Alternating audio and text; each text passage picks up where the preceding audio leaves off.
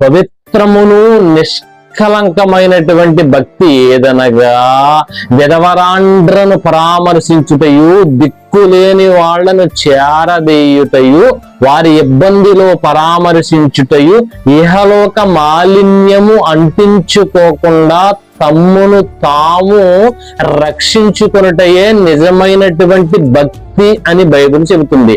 Bible ప్రకారంగా భక్తి అంటే ఎవరైతే అవసరతలో ఉన్నారో వాళ్ళకు సాయం చేయమని చెబుతుంది, ఎవరైతే అక్కరలో ఉన్నారో ఆ అక్కర తీర్చమని చెబుతుంది, ఎవరైతే కృంగిపోతూ ఉన్నారో వాళ్ళని లేవనెత్తడానికి అవసరమైన కార్యక్రమాలు చేయమని చెబుతుంది, ఎవరైతే సాయం కావాలని ఎదురు చూస్తున్నారో అవకాశం ఉన్నంత వరకు వాళ్ళకు సాయం చేయమని బైబిల్ ప్రోత్సహిస్తుంది.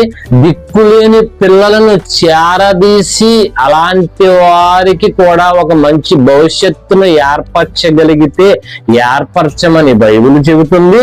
విధవరాండ్రను అవమానించకుండా, దిక్కులేని వాళ్ళను అవమానించకుండా, అవహేళన చేయకుండా మీ పిల్లలను మీరు ఏ విధంగా చూడాలి అనుకుంటున్నారో అలా విధంగా దిక్కులేని పిల్లలను కూడా చూడగలిగినంత మట్టుకు వాళ్లను కూడా మీరు పరామర్శించమని బైబిల్ చెబుతుంది.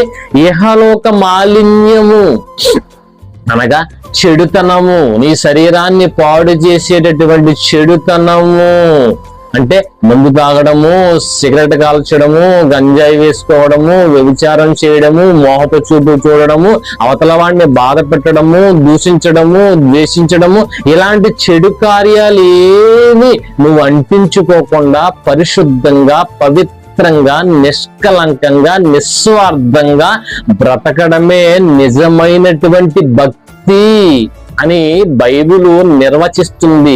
బైబిల్ ప్రకారంగా నిజమైనటువంటి భక్తి చేస్తున్నటువంటి వారికే, దేవుడు చేయమన్న ఈ కార్యక్రమాలు చేస్తున్నటువంటి వారికే, దేవుడు బ్రతకమన్నట్టుగా బ్రతుకుతున్నటువంటి వారికే దేవుడు భక్తి పరులు అనేటటువంటి బిరుదిచ్చాడు, ఆ సర్టిఫికెట్ ఇస్తాడు. కాబట్టి దేవుడు ఎవరినైతే భక్తి పరులుగా ఎంచుతాడో వాళ్లకు మాత్రమే శాశ్వత సంతోషం ఉండేటటువంటి పరలోక రాజ్యంలో చోటిస్తానన్నాడు. కాబట్టి మనుష్యుల ఎదుట భక్తి పరులుగా నటించడానికి లోకానుసారంగా నువ్వు ఆరాటపడకుండా దేవుడు మెచ్చేటటువంటి భక్తిని చేసి దేవుని చేత భక్తి పరుడివి, భక్తి పరురాలివి అనిపించుకొని మరణం తర్వాత సంతోషకరమైన పరలోక రాజ్యాన్ని ఉన్నటువంటి ఈ చిన్న జీవితంలో దేవుడిస్తున్నటువంటి పరిపూర్ణమైనటువంటి ఆనందాన్ని అనుభవించ